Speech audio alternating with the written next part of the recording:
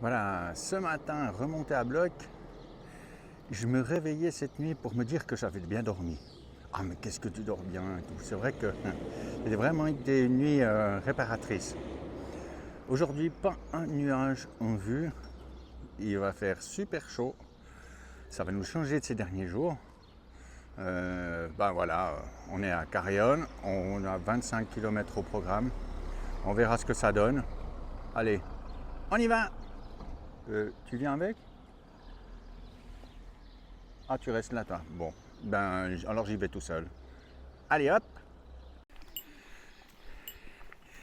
Alors qu'une concurrente qui vient de me souhaiter bon chemin est en train de me dépasser, on va s'enfoncer dans une magnifique brume. Et je suis dans le flot habituel des pèlerins du matin. Beaucoup asiatiques. Ils marchent avec leurs petits pas. On comprend rien du tout de ce qu'ils disent. On ne sait même pas comment ils arrivent à se comprendre entre eux. Mais ça a l'air de fonctionner. Ce qui est drôle et particulièrement me fait rire et m'inspire, c'est de voir que tu en as un qui s'arrête prendre une photo, les autres s'arrêtent au même endroit pour prendre une photo. S'il y en a un qui marche dans une gouille, une flaque d'eau, tout le monde est programmé, tout le monde va marcher dans la flaque d'eau, sauf que le 50e va se mettre à pleurer parce que lui il a plus d'eau dans sa gouille. Donc voilà. Mais c'est assez fantastique. Ils ont tous des gants parce qu'on fait tous comme ça. Ils ont tous des genouillères parce que on ne sait pas, mais nous on met des genouillères. Donc c'est assez drôle. Vous allez dire, je me fous un peu de leur gueule. Ouais, mais j'ai le temps. Et puis, on prend le droit. Et bon brouillard. Et à tout à l'heure. De temps en temps, sur le chemin, vous vous trouvez face à une ardoise. Ouais, vous n'arrivez pas à lire, il y a un pignouf de pèlerins devant la notice. Et puis quand vous avancez, en définitive, il y a ça. Ah là là là là, ça sent le café, les croissants. Hop, dis donc, ça sent le café, les croissants. Mais.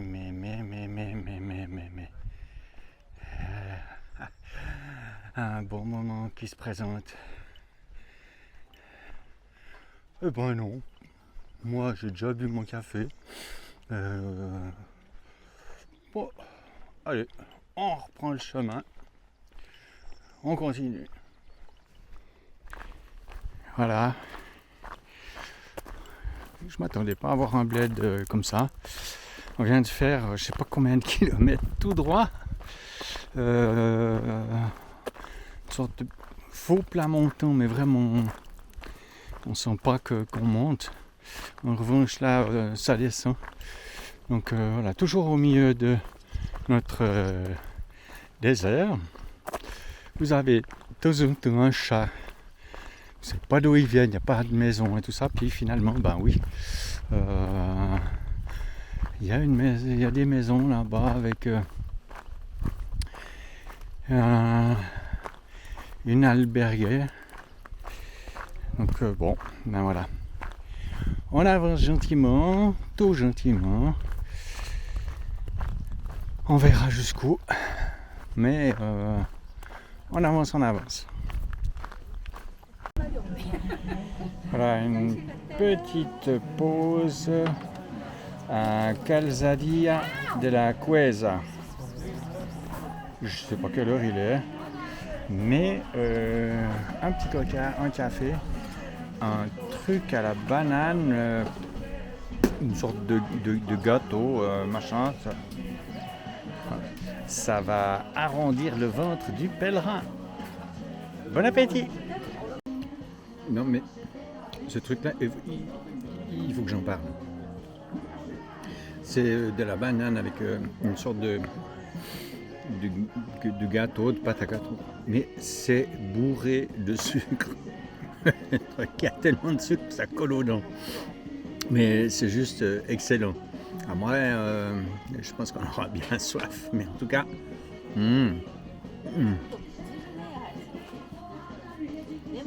oh, mais, faut peu de choses pour égayer la vie. Hein. Ben là, oh, putain, ça colle aux dents. La première fois que je mange un truc pareil. Et c'est excellent, je vous dis pas.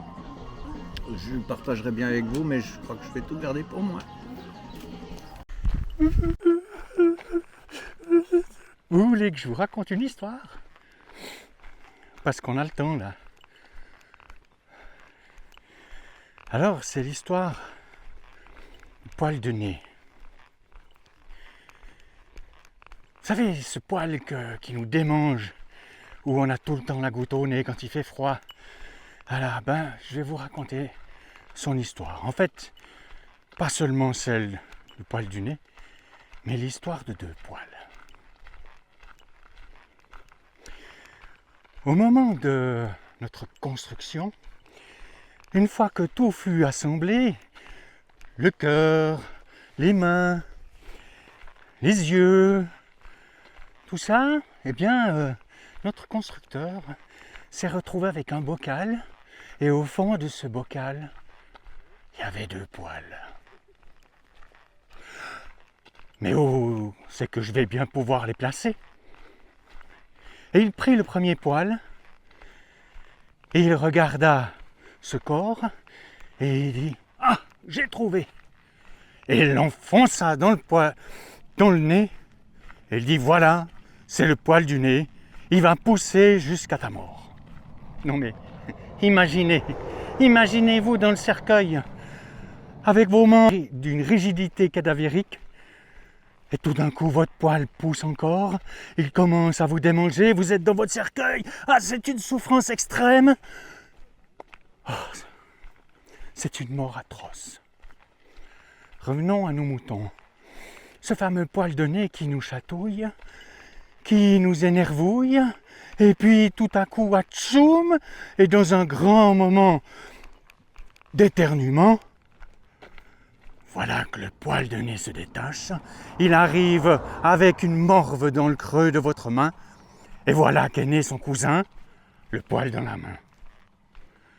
Ce poil dans la main, c'est pas une histoire de flemmardise. Non, c'est simplement le cousin du poil dans le nez.